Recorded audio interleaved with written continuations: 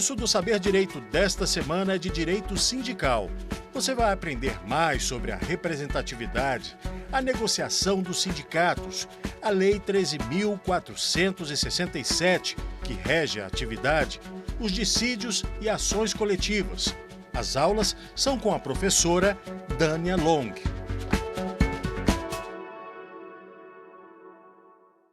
Olá, nós estamos então no módulo de Direito Sindical. A última aula nós falamos sobre a representatividade sindical.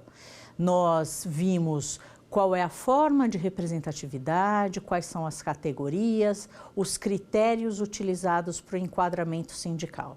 E a aula de hoje nós trataremos sobre negociação coletiva.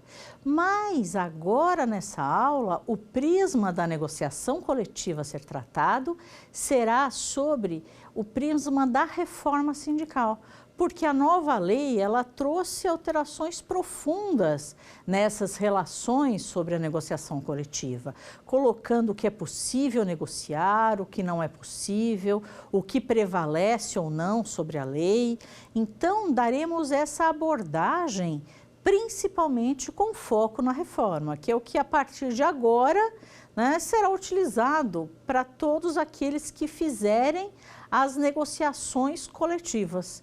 Para essa aula, eu utilizei várias obras, dentre elas que eu destaco, eu trouxe aqui 2 livros. Um livro trata do curso de Direito do Trabalho, aqui do professor Homero Batista Mateus da Silva. Então, eu tenho aqui esse curso, é um dos volumes do curso de trabalho, de Direito do Trabalho dele, que trata sobre o direito coletivo.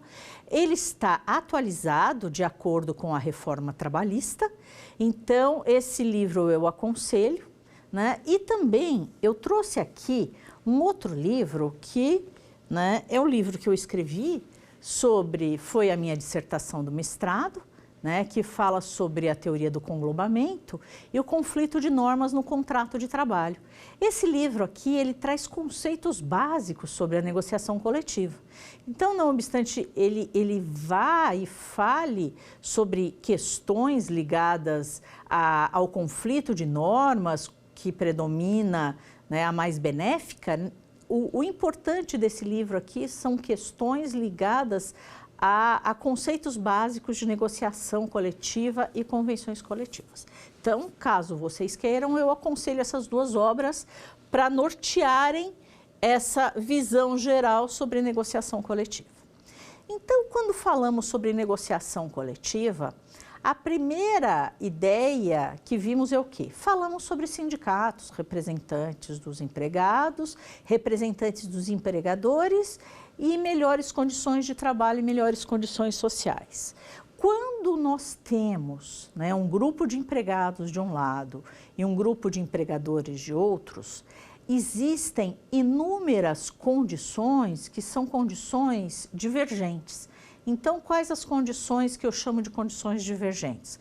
Os empregados querem melhores condições de trabalho, melhores condições sociais, trazendo diferentes, além do que tem a lei, os empregados querem reajustes salariais anuais, os empregados querem condições específicas. Vou dar um exemplo, eu vou colocar uma situação em que o empregado está para aposentar, falta 1 ano.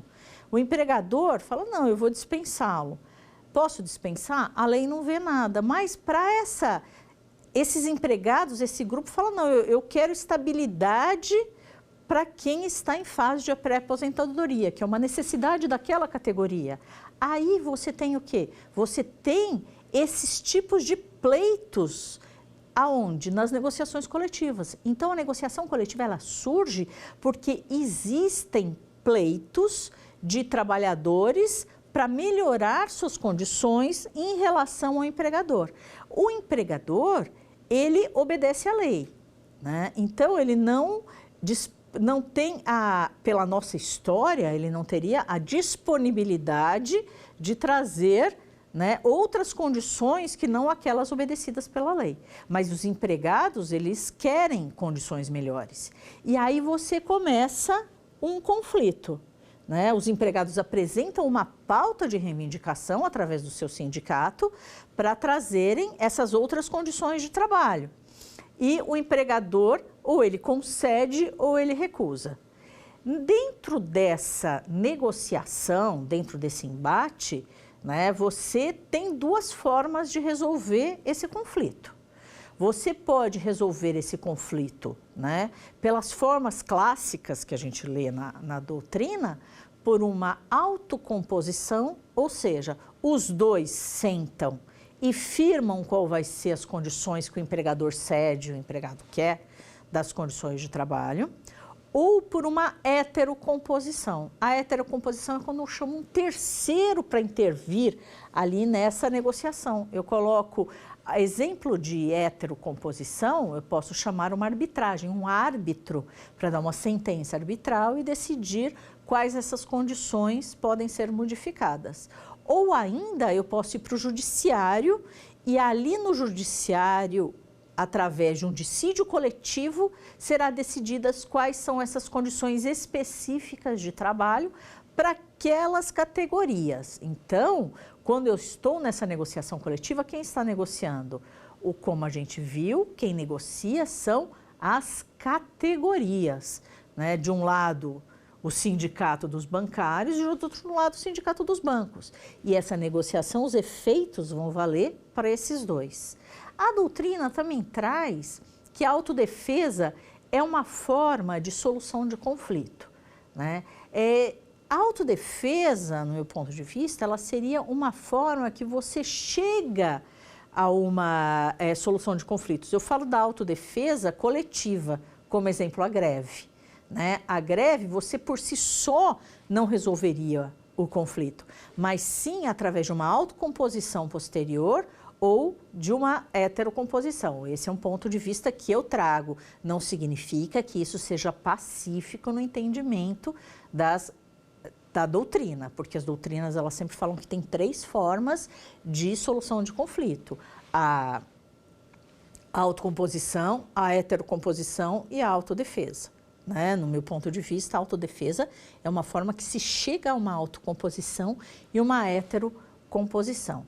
E o que trataremos aqui vai ser uma, né, das soluções de conflito, que é a autocomposição, que é a negociação coletiva entre essas categorias, entre a categoria de empregados e a categoria de empregadores dentro da mesma representatividade, não esqueçam disso. Porque quem é que negocia? Quem negocia são os sindicatos de empregados e de empregadores dentro da mesma atividade econômica que eu, né, identifico pela atividade preponderante da empresa, como vimos na outra aula. Então, passando por uma autocomposição, em que quando as partes decidem o conflito e ajustam sua divergência de modo autônomo, eles vão celebrar um documento pacificando esse conflito, né? E vão criar um diploma coletivo, né? A negociação coletiva, ela pode ser definida, como define a Amaury Mascaro Nascimento, através do quê? A negociação coletiva é uma série de atos, né? Série de atos significa o seguinte: atos, eu tenho o encaminhamento do pleito de quais as condições que eu quero melhorar para o sindicato patronal. Então, é o quê? É uma série de atos, de tratos seguidos entre os protagonistas de uma disputa coletiva, né? Protagonista dessa disputa: sindicato de trabalhadores e sindicato de empregadores. O ato, mandei o pleito. O pleito foi retirado de onde? Foi retirado de uma assembleia de trabalhadores. Então, juntaram-se os trabalhadores, e lá dentro do sindicato, eles foram criando uma pauta, né? Que pauta? Qual é o aumento salarial? A inflação foi de 5%? Eu quero um aumento salarial de 7%. Qual é a condição de melhoria de trabalho? Eu quero uma garantia de emprego para o pré-aposentado. Eu também acho que a nossa categoria, ela merece uma garantia de emprego para o menor que está em fase do serviço militar. Porque onde ele vai arranjar outro emprego se ele for dispensado? Da mesma forma que eu estou tratando da garantia de emprego do pré-aposentado. Né? Qual outra condição? Mas e como funciona isso? Eu posso colocar quem está há 5 anos na empresa, ele está para se aposentar daqui 2, eu quero 3 anos de estabilidade.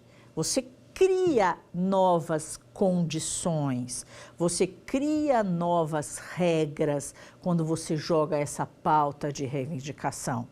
Eu quero um bônus anual de X, né? Eu quero uma multa, né? Uma garantia, uma multa para quem atrasa os salários. Tem multa para quem atrasa os salários, paga depois do 5º dia útil? Não, a multa é administrativa, em benefício do trabalhador. Não tem. Então, eu crio ali uma cláusula que o empregador que atrasar o salário pagará 2% de multa para o empregado, se pagar depois do 5º dia útil, independente das multas administrativas. Importante também é que as negociações, o objeto dessa negociação, é um objeto que vai se restringir somente a essas relações de trabalho. Eu não posso alcançar outras normas que não sejam normas relacionadas a esses 2 temas, né? Então, eu não posso chegar e falar assim, olha, metade do salário que ele recebe é salário refletindo em todas as verbas do contrato. A outra metade é verba indenizatória e não vai pagar imposto de renda, não vai refletir sobre o salário. Isso eu não posso fazer. Por quê? Porque aí já não pagar imposto de renda não está restrito àquele tipo de relação entre empregado e empregador. Como um outro exemplo que eu também cheguei a ver, que não teria, seria interferindo num terceiro ponto, no caso, por exemplo, de eu colocar o horário do comércio da cidade. Eu não posso restringir numa convenção coletiva que horas que os shoppings vão abrir ou não vão. Por quê? Porque quem regulamenta o comércio da cidade é a lei municipal, o horário, e não as convenções e acordos coletivos. Então, eles têm que estar restritos a esses sujeitos coletivos. E continuando nessa definição, né, que o Maurício Mascaro do Nascimento nos traz, ele coloca o seguinte: para a discussão de reivindicações formuladas de uma parte para outra parte, como eu coloquei, eu mando uma pauta de reivindicação dentro desses atos. Recebeu, né, a parte contrária, o sindicato patronal, ele leva para uma assembleia essa pauta de reivindicação. E nessa assembleia dos associados ao sindicato é que vão ser discutidos o que pode ser cedido e o que não será cedido. Olha, eu não dou estabilidade para quem está aqui de 3 anos para quem está 5, mas a gente pode negociar uma estabilidade de 1 ano para quem está 20 anos trabalhando para a empresa. Então, você tem essas ponderações do outro lado. Eu não dou a inflação, eu não dou 7% de aumento, mas eu dou 3%. Né? Então, é uma resposta dessa pauta de reivindicação. E, desde a preparação, a negociação coletiva, ela vem desde a preparação, que é isso que eu estou trazendo, né? Desenvolvimento e conclusão. Né? Aqui, essa negociação que se desenvolveu, eu tenho todo esse desenvolvimento, a conclusão dela, e ela acaba se formalizando. Aí, a Mascaro Nascimento traz, com a formalização de um instrumento de acordo ou impasse superável pela mediação, arbitragem ou decisão judicial. Formalização de um instrumento de acordo. Então, aqui eu formalizo esse documento. Eu tenho aqui um documento cuja natureza jurídica é um contrato coletivo de trabalho, que nós denominamos de convenção coletiva de trabalho ou acordo coletivo de trabalho, que eu vou falar a diferença logo mais. Né? Essa negociação, as relações de trabalho, elas acabam mudando constantemente. Então, elas mudam e as exigências, as necessidades também mudam. Então, eu não tenho uma negociação coletiva em que eu trago uma pauta e ela é eterna, né? A negociação coletiva, ela está sendo feita e eu tenho um prazo de validade para isso. A negociação coletiva, essa pauta se apresenta uma vez por ano, né? O que eu chamo de data base. O que é data base? É a data em que as categorias têm como limite para firmarem um novo contrato coletivo de trabalho. E eu começo, toda categoria tem a mesma data base? Não, as datas bases, elas são escolhidas de acordo com também a negociação entre as partes. Muitas categorias escolhem a data base 1º de maio. Né? A ideia primeiro era tornar todas as datas bases dia 1º de maio. Por quê? Porque aí eu teria uma força, por exemplo, de uma greve geral para conseguir o que eu queria. Mas, na verdade, a data base, ela vem, né, de acordo com aquela necessidade. A data base, eu vou negociar, por exemplo, no sindicato do turismo, vou dar um exemplo hipotético. Coloco a data base no dia 30 de janeiro, no dia 1º de fevereiro. E aí, colocando a data base dia 1º de fevereiro, toda a negociação coletiva ela começa a ser negociada 60 dias antes da data base.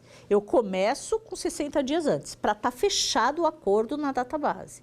Então, se eu coloco uma data base 1º de fevereiro, eu posso ter uma greve do turismo em dezembro, o que seria caótico para o empregador e melhor para o empregado, porque ele cederia nesse sentido.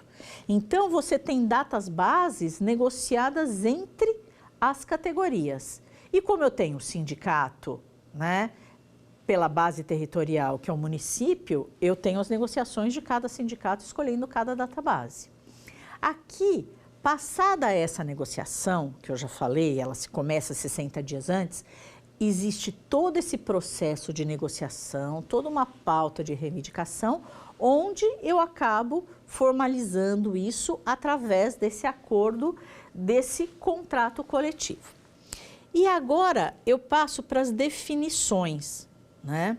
Sendo formalizado o acordo, quando eu tenho 2 sindicatos e eles negociam esse contrato coletivo, natureza de contrato coletivo, a denominação é Convenção Coletiva de Trabalho.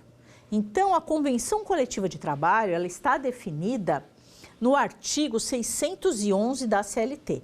E ele fala o seguinte, é o acordo de caráter normativo. Por quê? Porque ele vai criar regra entre as partes. Quais partes? Somente aquelas 2 categorias.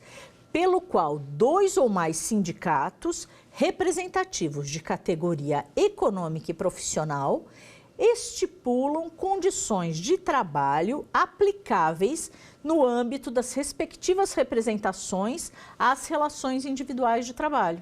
Então, eu tenho aqui essa convenção coletiva que ela vai se estender para todos os metalúrgicos. Sindicato dos 2 metalúrgicos, para todos os metalúrgicos. Sindicato dos bancários, para os bancários. Eu posso aplicar uma regra dos bancários nos metalúrgicos? De jeito nenhum. Ela só vai se estender para aquele grupo, para aquela categoria. A outra pergunta que vem é a seguinte, ela se estende para todos os membros ou só para os associados? Não, não está escrito associado aqui. Ela se estende para todos os membros da categoria. Então, se o empregado ele não é associado, ele vai ter o benefício de um aumento de salário que veio de 7% da convenção coletiva? Sim, ele terá um aumento de salário daquela convenção coletiva de 7%. E a empresa? Quando eu abro uma empresa, né, abrir uma indústria aqui, uma agência de automóveis, vou vender automóveis, né? Enquadramento sindical, né? Trabalhadores, né, no comércio, trabalhadores no comércio. A partir do momento que eu abrir essa empresa, eu vou, né, trabalhar nessa empresa, eu vou observar que norma? Além da CLT, automaticamente eu já começo a observar a convenção coletiva da categoria. E além do aumento de salário, também um outro ponto relacionado à questão econômica é de extrema importância. Eu estou tratando do ponto que trata do piso salarial. Então, eu tenho um salário mínimo, que é um salário mínimo nacional, mas cada categoria discute o seu salário mínimo, né? Esse salário mínimo para a categoria chama piso salarial. Eu não posso pagar menos do que o piso salarial para quem trabalha naquela atividade, dentro daquela base territorial. Então, eu tenho lá no sindicato de Manaus que foi discutido a questão do valor do piso salarial do comércio em R$ 1.300. Quem trabalha no comércio não pode ganhar menos que isso. E se ganhar menos que isso? Como é que funciona? Vai até a Justiça do Trabalho, entra com uma reclamação trabalhista, junta a convenção coletiva e pede a diferença de salário e ganha essa diferença de salário pelo piso, porque essa norma é lei entre as duas partes, né? É aí que é a outra norma que eu também discuto. Mas, por vezes, eu estou nessa negociação coletiva e algumas empresas, elas têm condições melhores do que as empresas em geral. Até o próprio exemplo do Sindicato do Comércio. Eu vou aplicar a mesma regra para a lojinha pequenininha, que tem um empregado, e vou aplicar essa regra para aqueles magazines enormes, que têm, assim, milhares de empregados. Esse magazine enorme, ele pode ter um poder maior de conceder aos seus empregados um piso salarial maior, um benefício maior como cesta básica, como um vale-refeição maior do que o normal. Ele pode conceder aos seus empregados bônus maiores do que os outros. Então, o sindicato representando esses empregados, ele vai e negocia diretamente com a empresa, né, para um diploma normativo, um contrato coletivo, somente para essa empresa e para esses empregados ali dentro. Esse diploma normativo, ele chama acordo coletivo. Então, quais que eu tenho? Eu tenho o acordo coletivo e a convenção coletiva. Qual a diferença entre eles? Né? O acordo coletivo é negociado entre uma empresa ou mais, assim, suponhamos que sejam várias empresas do mesmo grupo, 2 ou 3 empresas do comércio, grandes, né, empresas do comércio, né, e os empregados representados pelo seu sindicato. E a convenção coletiva entre os 2 sindicatos. Então, essa é a diferença entre acordo e convenção coletiva. A própria lei, ela traz essa diferenciação no próprio artigo 611, quando ela trata no seu parágrafo aqui, primeiro, dizendo o seguinte: é facultado aos sindicatos representativos de categorias profissionais celebrar acordos coletivos com uma ou mais empresas da correspondente categoria econômica que estipulem condições de trabalho aplicáveis no âmbito da empresa ou acordantes respectivas relações de trabalho. Então, aqui eu tenho a diferença entre acordo e convenção. Agora, o outro aspecto que a gente traz aqui para vocês é a da legitimidade. Quem é legítimo para fazer essa negociação coletiva? Pacífico, que a gente aprendeu até agora. Sindicato de trabalhadores com sindicatos de empregadores. Mas, se não houver sindicato representativo desta categoria nesta base territorial, quem é que negocia? Quem nós vimos na última aula. Quem negocia é a federação e, na ausência da federação, quem vai negociar é a confederação.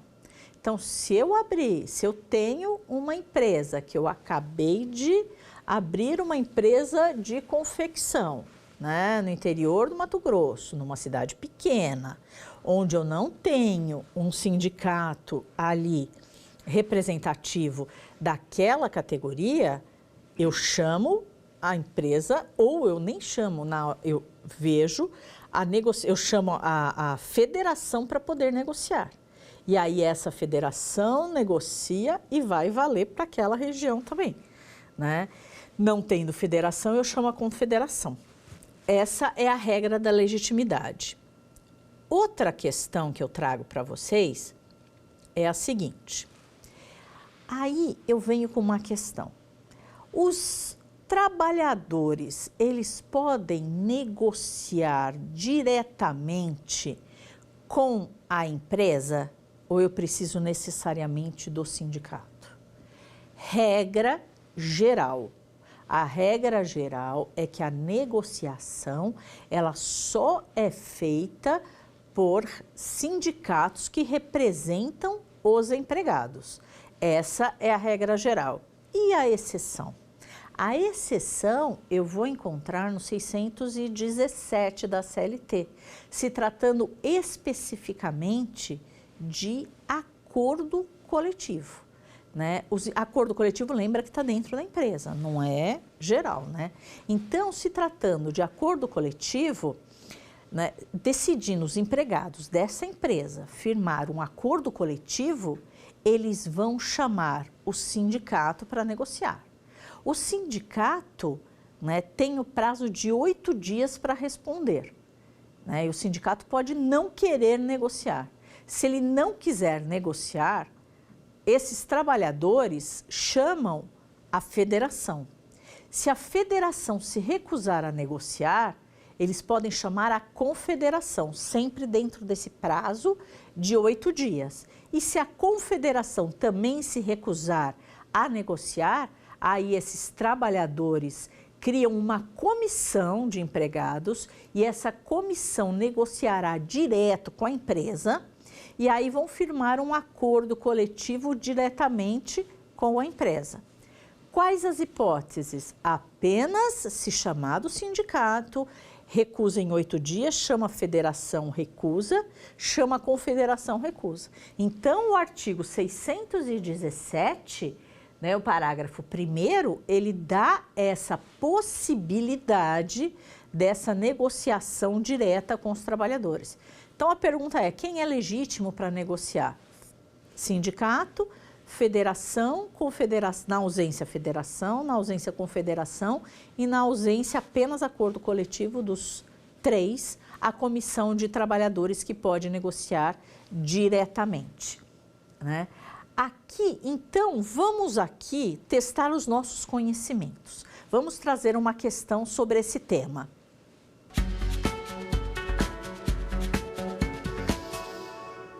A questão é a seguinte, assinale a alternativa incorreta. Gente, sempre presta atenção, né, no texto, a incorreta.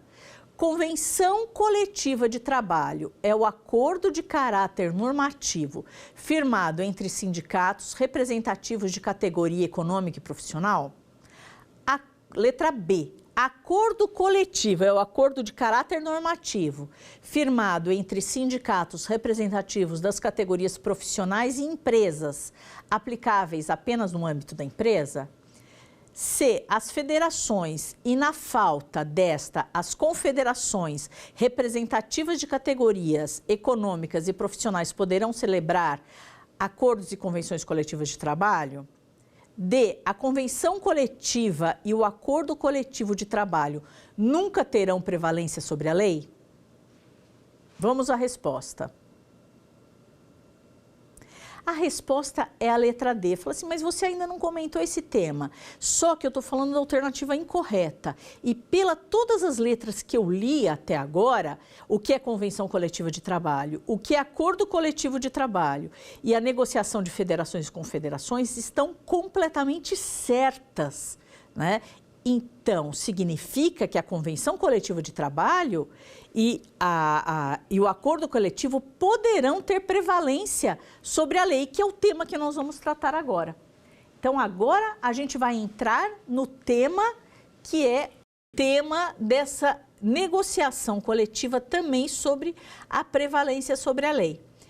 Mas antes disso, se eu posso negociar sobre a lei, me explica mais ou menos como que funciona essa questão da elaboração da convenção coletiva, do acordo coletivo, né, e esse alcance da norma para eu poder entrar nesse tema. A elaboração de um acordo coletivo, como eu disse, ela começa com uma assembleia, né? Essa assembleia, eu chamo os trabalhadores e dentro da assembleia eu vou ter aqui, né, uma assembleia geral onde vai ter a votação da pauta. A lei, no artigo 612, ele diz que essa Assembleia Geral tem que ser publicada no Diário Oficial. E olha que interessante, existem decisões que reconhecem a validade de uma chamada da Assembleia Geral, não publicada no Diário Oficial, mas publicada no Facebook do sindicato. Você fala, nossa, aí eu te pergunto, quantos trabalhadores leem o Facebook do sindicato e quantos leem o Diário Oficial? Então, é a realidade modificando, né? É muito mais fácil um trabalhador acompanhar no Facebook o sindicato do que acompanhar no Diário Oficial. Então, por isso que, né, o Judiciário tem aceito algumas assembleias que são publicadas também nas mídias sociais. E aqui eu tenho, na votação, tá escrito na lei que tem que ter 1/3 dos associados na primeira chamada e na segunda chamada 1/3 dos presentes. Tendo 1/3 de votação dos presentes, aí eu já tenho a pauta de reivindicação, né? E quando se diz isso, eu tenho uma discussão do que a gente chama de autonomia da vontade coletiva. Vocês sabem que no direito do trabalho tem a presença da hipossuficiência.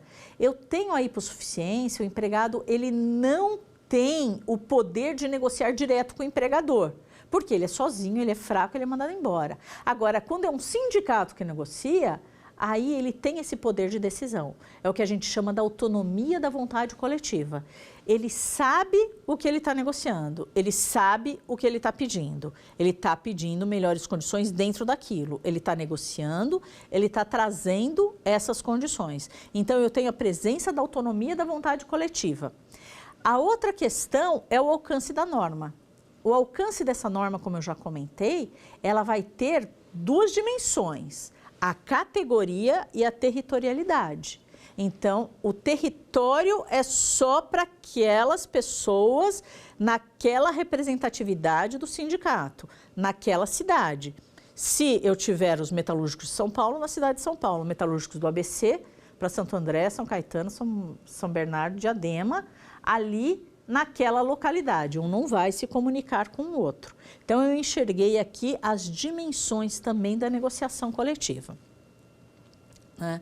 E quando eu trato, né, das dimensões da negociação coletiva, eu tenho uma outra questão muito importante também para vocês, que é o seguinte, se eu tenho uma convenção coletiva, né, para uma categoria diferenciada, eu estou na empresa, eu aplico, né? Estou ali numa indústria de tecidos. Eu aplico ali dentro a convenção coletiva da indústria de tecidos para esse motorista que está lá na minha categoria diferenciada, ou eu aplico a convenção coletiva da categoria diferenciada do sindicato dos motoristas?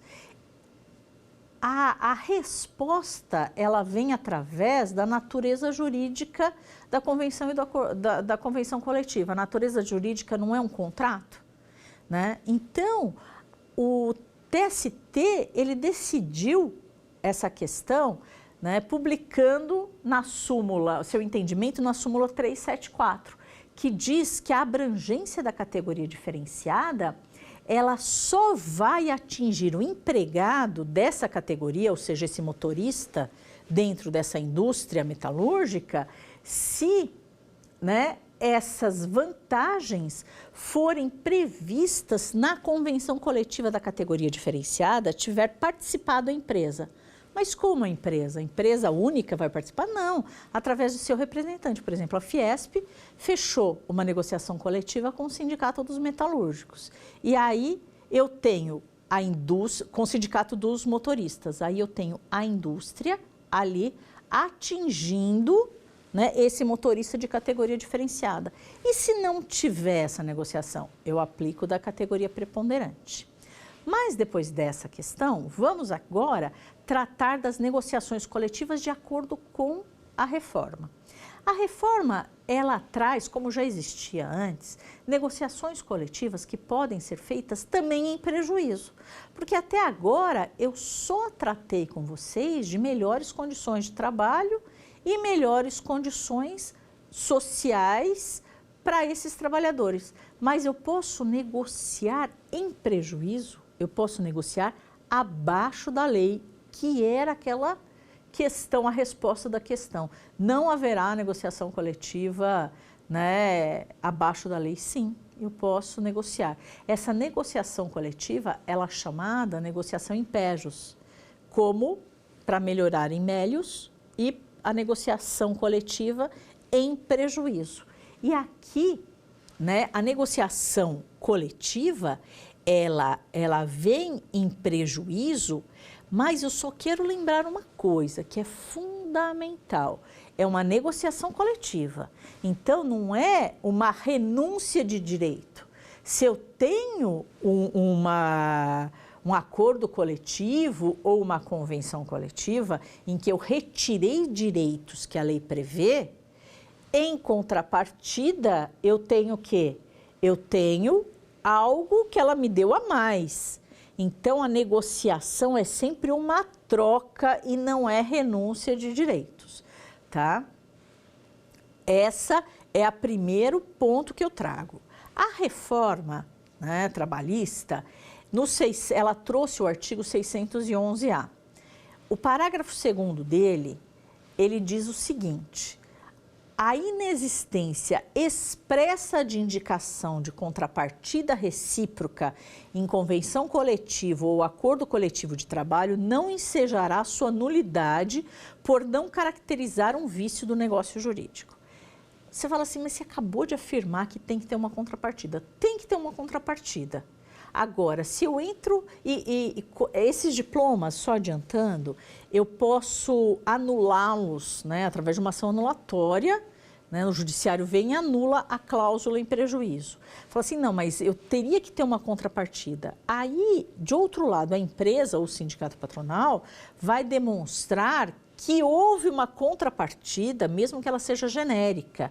Por exemplo, uma manutenção dos postos de trabalho que poderiam ter sido fechados se não tivesse essa negociação em prejuízo, né? Então, eu tenho uma outra forma de demonstração, mas que ela tem que haver. A demonstração, mesmo que não seja expressa, tem, né, que trazer esse ponto. Só que, assim, para a coisa não ficar muito ampla, né, o próprio artigo 611-A, no parágrafo 3º, ele traz o quê? A inexistência do parágrafo 3º diz, se for pactuada a cláusula que reduza salário e reduza a jornada, a convenção coletiva e o acordo coletivo de trabalho deverão prever proteção dos empregados contra dispensa imotivada durante o prazo da vigência do instrumento coletivo. Ou seja, existe a possibilidade de reduzir salário? Sim. Reduzir jornada? Sim, existe a possibilidade. Nessa hipótese, expressamente, tem que tratar da garantia de emprego desses trabalhadores. Então, se eu reduzo o salário e reduzo a jornada durante 6 meses, eu preciso, né, constar que eles terão estabilidade. Eu não posso mandar ninguém embora. Pelo menos isso já traz um equilíbrio maior e evita qualquer distorção em relação à negociação coletiva em prejuízo, né? A ideia aqui, né, é que a orientação é que o acordado deverá sempre prevalecer sobre o legislado. Então, essa foi o grande impacto, né? Primeiro grande impacto, que primeiro prevalece o que está negociado entre as partes, em detrimento da legislação. Mas isso, né, ele é absoluto? Não, não é absoluto. Primeiro, que existem questões de indisponibilidade absoluta, que eu não posso dispor de forma alguma, né? Eu não posso dispor da minha liberdade dentro do trabalho, não posso dispor de questões ligadas a extrapolar jornadas que são jornadas que afetam minha saúde, né? Então, eu não posso disponibilizar, por exemplo, eu não posso trocar o recebimento de equipamentos de proteção individual por dinheiro, porque eu estou negociando saúde, eu estou negociando a vida. Isso é indisponibilidade absoluta. E a lei acabou trazendo o quê? Trazendo quais itens eu posso negociar e posso disponibilizar.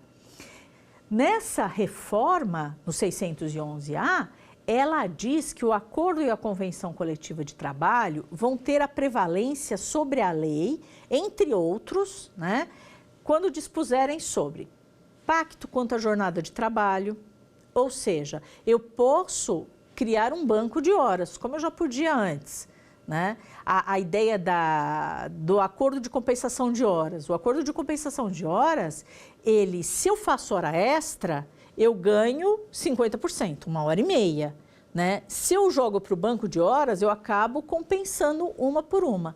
Como eu jogo uma por uma, eu acabo fazendo o quê? Renunciando ao adicional de hora extra. Isso é possível? Eu compenso a jornada e faço, né, essa troca.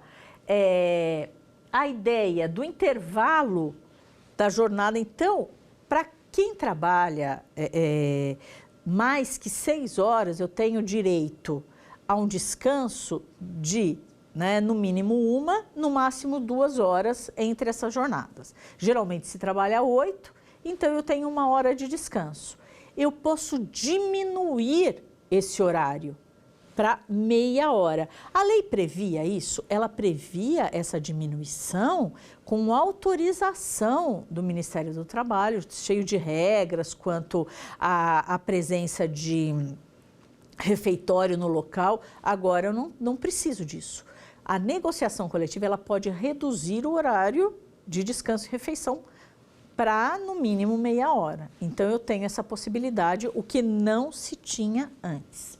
Eu tenho ainda, né, a criação de planos de cargos e salários, a adesão ao programa de seguro-emprego, que é redução de salário, redução de jornada e estabilidade. Eu tenho a possibilidade da criação de representantes dos trabalhadores no local de trabalho, que isso é uma aula específica, a gente vai ver na próxima aula. A ideia da negociação coletiva pelo teletrabalho. Então, hoje é muito comum o trabalho fora do local de trabalho. Não falo mais trabalho em domicílio, mas eu posso trabalhar num café, eu posso trabalhar em qualquer lugar, porque com a informática, com as tecnologias, o trabalho pode ser feito à distância, sem problema algum, e pode ser regulamentado pelo acordo e pela convenção coletiva. Posso tratar também da questão do regime de sobreaviso, que é o tempo que fica à disposição, e dessa nova modalidade de trabalho, que é o trabalho intermitente, pode ser tratado também dentro da negociação coletiva. E aqui, quando eu tenho essas questões ligadas em prejuízo, né, eu tenho outras cláusulas que não podem ser negociadas, né? O que eu não posso negociar? O que eu não posso negociar são normas ligadas à identidade profissional. Então, eu não posso falar, olha, eu negocio que você não vai ter registro na carteira. Ah, então está combinado, eu trabalho sem registro. Isso não pode ser negociado. Não posso negociar o seguro-desemprego. Não posso negociar o fundo de garantia. Ah, então quer dizer que se o sindicato quiser tirar o meu direito ao fundo de garantia através de uma convenção coletiva, ele não pode? Não, ele não pode. E também o 13º. Ah, mas o 13º não ia acabar? Não, não vai acabar, né? A lei não permite. Descanso semanal remunerado, né? Eu não posso negociar licença paternidade, licença maternidade, proteção do mercado contra a mulher, né? Só faltava, né, a convenção coletiva diminuir o salário da mulher e do homem. Aviso prévio proporcional ao tempo de serviço, que a gente sabe que são 3 dias a cada ano trabalhado, e normas de saúde e segurança do trabalho, né? Aqui eu tenho, né, eu tenho questões que me limitam, então eu não posso fazer esse tipo de negociação. É interessante trazer aqui o que teve uma mudança extremamente drástica, né, quanto ao entendimento da questão ligada ao descanso, né, ao intervalo de refeição e descanso. Nós tínhamos, na verdade, a súmula 437, no inciso 2, que ela dizia o seguinte: é inválida a cláusula de acordo ou convenção coletiva de trabalho contemplando a supressão ou redução do intervalo intrajornada, porque esta constitui medida de higiene, saúde e segurança do trabalho, garantidor da norma pública. Aqui, né, eu tenho o quê?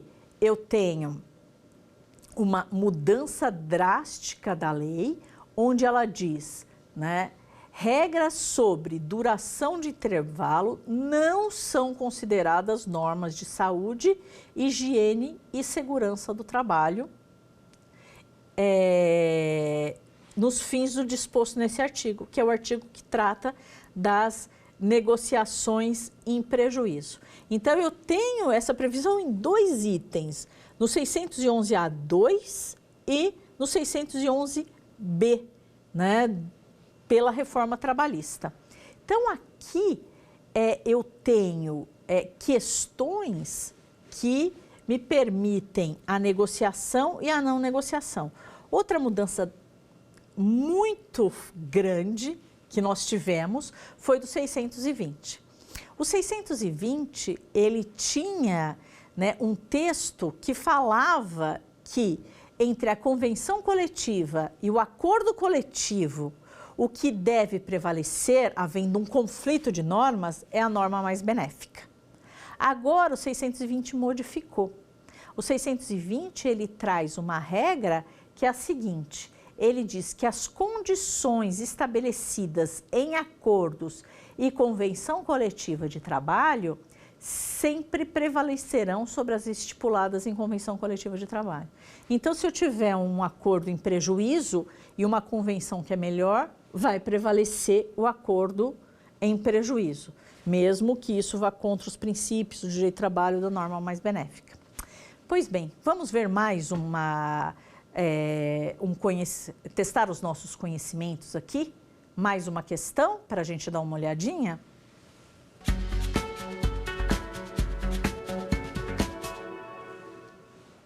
Então vamos lá. A convenção coletiva e o acordo coletivo têm prevalência sobre a lei quando, dentre outros, dispuserem sobre, né, enquadramento do grau de insalubridade, valor nominal do 13º salário, remuneração do trabalho noturno superior ao diurno, repouso semanal remunerado. Vamos à resposta. Enquadramento do grau de insalubridade, ou seja, eu tenho o grau de insalubridade que pode ser 10, 20 ou 40% do salário mínimo. E eu posso negociar isso dentro da convenção coletiva. Agora, lembra que eu falei, não pode ser negociado 13º, não pode ser negociado adicional noturno e nem repouso semanal remunerado. Porque, se pensarmos, ele está, né, relacionado, de certa forma, a letra C e D, a questões de saúde. E o 13º salário, eu insisto que não irá desaparecer. Então, vamos lá, continuando a nossa aula. Continuando a nossa aula, nós temos aqui um outro ponto muito importante. Outro ponto muito importante é o prazo de validade dos acordos e convenções coletivas. O prazo de validade dos acordos e convenções coletivas é de 2 anos. Então, ele tem uma eficácia, né, de 2 anos. Essa eficácia, ela funciona como? Acabou o acordo, acaba a validade? Sim, acaba a validade. Mas eu tinha informação antes que a validade continuava depois do acordo, de terminado o acordo ou convenção coletiva. Como chama esse instituto? Esse instituto chama ultratividade. O que é ultratividade? É a validade do acordo e da convenção coletiva mesmo após o seu término. Antes da reforma, eu tinha um entendimento na jurisprudência que dizia o seguinte, a súmula 277, ela dizia que as cláusulas normativas dos acordos e convenções coletivas integram o contrato de trabalho individual e somente poderão ser suprimidas ou modificadas mediante negociação coletiva de trabalho. Então, se eu negociava ali um plano de saúde, esse plano de saúde ia ficar perpétuo no meu contrato de trabalho. Só se um dia viesse uma convenção coletiva nova, expressa, tirando o plano de saúde.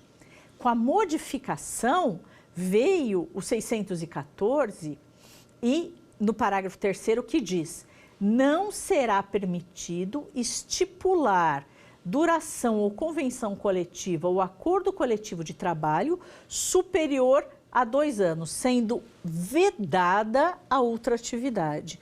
Ou seja, as cláusulas dos acordos e convenções coletivas não compõem mais o contrato de trabalho depois do seu prazo de validade. Eu tinha um acordo coletivo de 2 anos, ele acabou nos 2 anos, eu perco o plano de saúde, perco. Só se tiver um novo acordo coletivo trazendo de forma expressa, uma convenção coletiva de forma expressa, que esse valor será o montante.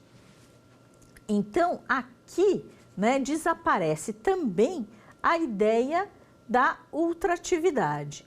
Então, vamos mais uma questão para fechar?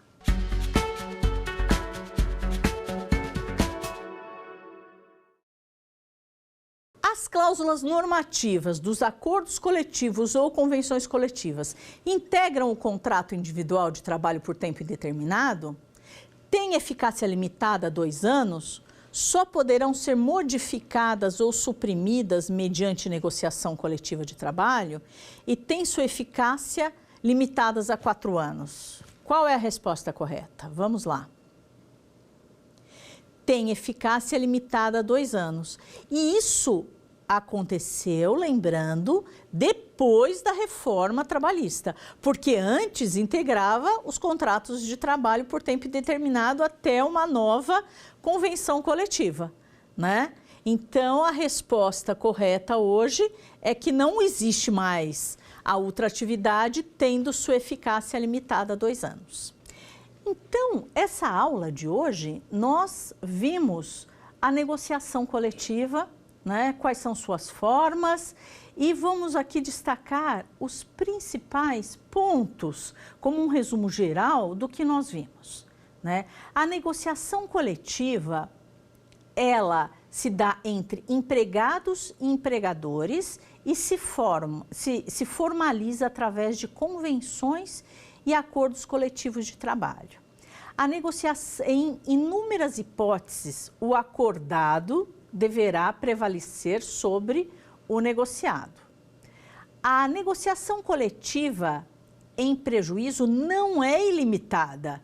A lei determina seus limites. Entre o acordo e a convenção coletiva, o que deve prevalecer é o acordo coletivo. O prazo das normas coletivas é de 2 anos, não prevalecendo a ultratividade. E as negociações coletivas prescindem de troca, não podem servir como renúncia de direitos.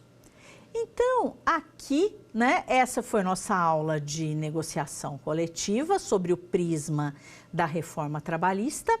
E na próxima aula, nós trataremos sobre a reforma trabalhista e de que forma ela atingiu inúmeros pontos fundamentais para o direito sindical. notadamente quanto à contribuição sindical, que é o mais impactante dentro do direito sindical nessa reforma, né? Falaremos sobre a normatização que trouxe dos trabalhadores no local de trabalho, que fala da representação desses trabalhadores, e falaremos também da dispensa coletiva de trabalho que não era normatizada e foi normatizada agora. Muito obrigada, até a próxima aula.